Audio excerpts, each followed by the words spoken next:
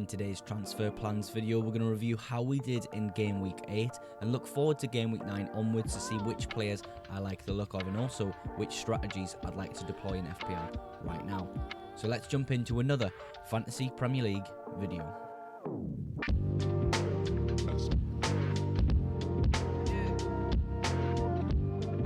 Jumping straight into the Game Week 8 review. Of course, we still have one more match tonight to be played. However, I don't own any assets from those teams. So let's talk about how we did with the players in my squad. Of course, a low scoring game week overall.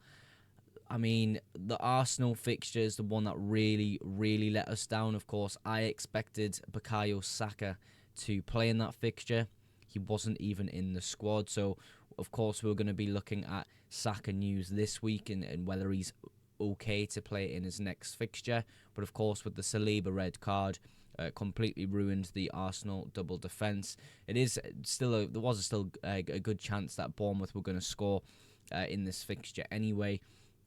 But that really did put the nail in the coffin, that Saliba red card.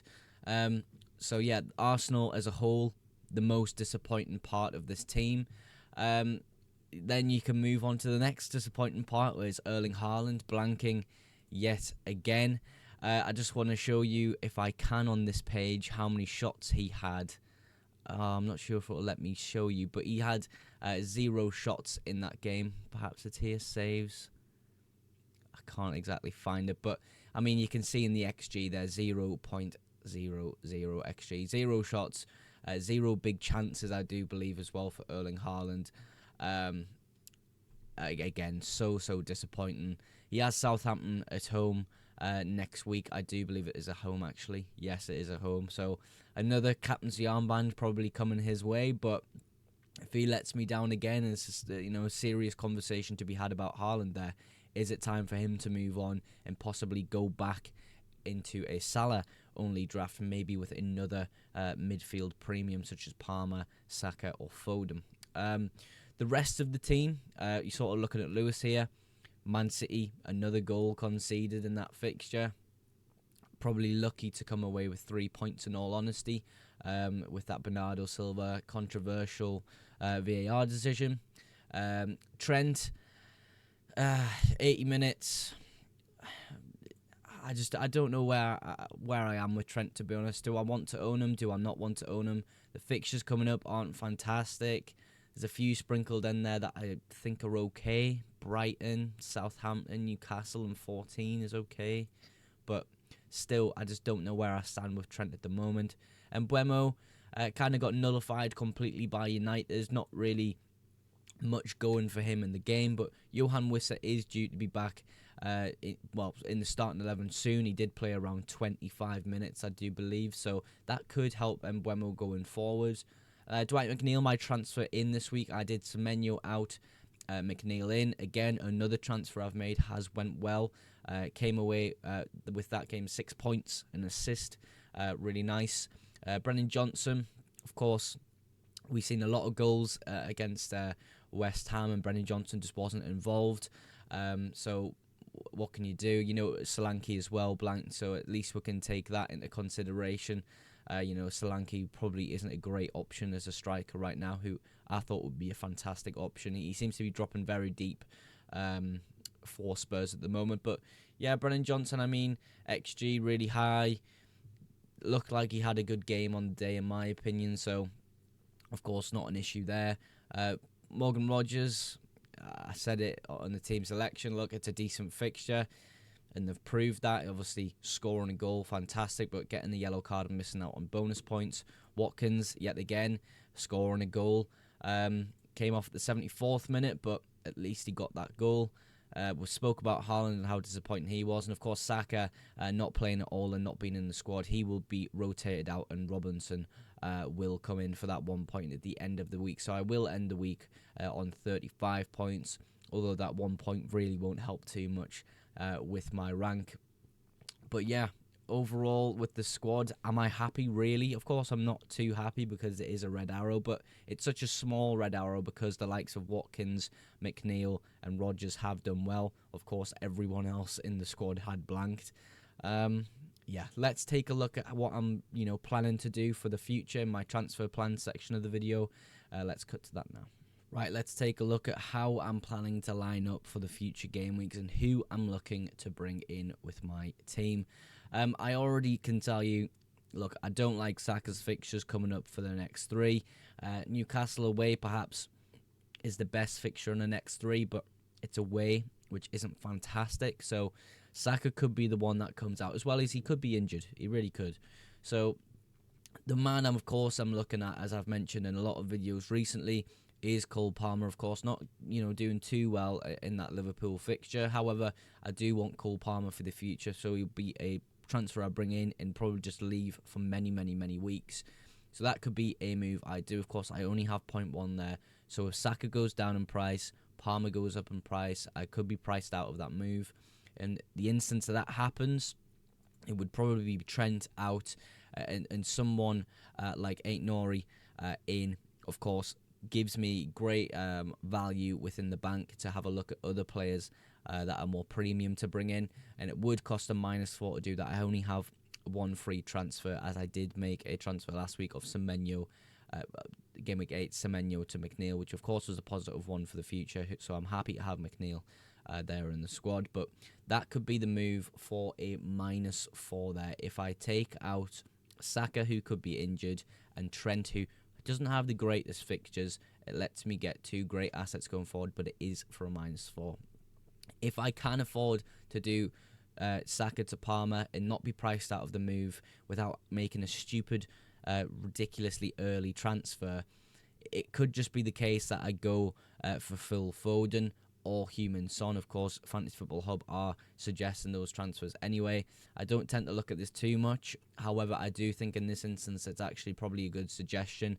I do quite like the idea of having Foden for Southampton away. I really do. But with him not starting in that last fixture, it does put doubts in my mind of whether Foden will start in this fixture. It does make sense for him to start in this fixture, and even if he does, it means I've got Foden for the next few game weeks. Of course, the fixtures look okay, but what if he doesn't start against Bournemouth? What if he comes off early against Brighton, and it's kind of a theme throughout the next few weeks that Foden doesn't get the best minutes? It's not something I really want to be taking the risk with. So the plan is to move to Palmer. So let's make that transfer here and look ahead to the future weeks. Of course, Robinson has a slightly better fixture than Trent this week, I would say, and Gabriel. What I will say about the Arsenal defence is I'm not too keen on it, but I think there's other issues in my squad that I need to address. So the likes of Robinson coming in with that Everton away fixture and not having Arsenal double up is probably the way I'd go about things for Game Week 9. We'll move to Game Week 10 here and sort of have a look at the squad state, who needs to be moved around. The strategy I want to deploy going forward in the next few weeks is sort of make sensible transfers that are long-term transfers. I want to get into the strategy that I want to be able to bank my transfer most game weeks coming up past Game Week 10. So in Game Week 10 here, you can see I've got a pretty decent squad. The only players that have got slightly worse fixtures across the next 2, in my opinion, are the Aston Villa players. But if we sort of look past Game Week 11, we've got Palace, Chelsea, Brentford, Southampton. So we're coming to slightly better fixtures after that sort of Liverpool game. So I don't mind holding them slightly longer, especially when, last week they probably saved my game week. Rodgers and Watkins both doing really well and getting me FPL points. So the plan is Game Week 10, can I roll my transfer? Game Week 11, can I roll my transfer? Game Week 12, when that comes around and there's sort of mini fixture swings here and there, it allows me to have a little bit more freedom with my transfers and make some more interesting moves to really attack some good fixtures. So in the next few weeks, the theme of my strategy going forward is, can I be banking my transfers? Can I save my transfers? And can I make sensible moves going forward that allow me to bank transfers on a weekly basis? I think that's how I kind of get my squad back out of sort of a place where, yes, it looks okay. However, I feel as though it could be a lot stronger. For example, Lewis, I'm not sure going forward, Lewis is a fantastic option. Yes, his positioning is great, but when Manchester City are conceding goals, for one, it puts them down on the bonus points system, but I'm just not going to get those clean sheet points, really, am I? So I would maybe like Guardiola there instead. Trent, expensive player. Is he really putting the output that his price tag, should be getting? I don't think so. Who else would I look to? Ain't Nori. So there's sort of 2 transfers in the defence I would already make. Double Arsenal defence I'm not too keen on. Across the midfield, I just want Palmer in my team at the moment. Salah would be, a dream, but in terms of budget and having Haaland and Watkins currently, I don't think that will be possible, regardless if I took Trent out or not. So there are problems with this team. The bench cover isn't fantastic. Robinson is really the bench cover I have. So having that strategy of banking transfers going forward is the strategy I want to deploy, and I think I'm going to try my best from game week 10 onwards not to be making transfers on a weekly basis. Although the past 2 weeks my transfers have netted me a profit of points. Eze Johnson has profited me. Semenyo to McNeil has profited me, so it is working well, but I feel as though there's not a lot of players in FPL that I want at the moment, apart from the likes of perhaps a Palmer, Foden, and maybe even a Salah, even though the fixtures aren't fantastic. So that is how I'm thinking about going forward in FPL for the next few weeks. That might have been a little bit of a rambly section, but I'm hoping you understand more my thought process for the next few weeks in FPL. I'll put you on Game Week 9 just to see for next week. But yeah, that is sort of the transfer plans section of the video there. As always, to outro every video, I like to give you guys at home a big thank you for supporting the FPL Mugs YouTube channel. Of course, if you aren't yet subscribed and you have enjoyed today's video, please drop a like and subscribe to the channel. But that is everything for today's video. Thank you again so much for watching, and I will catch you in the next one. Bye for now.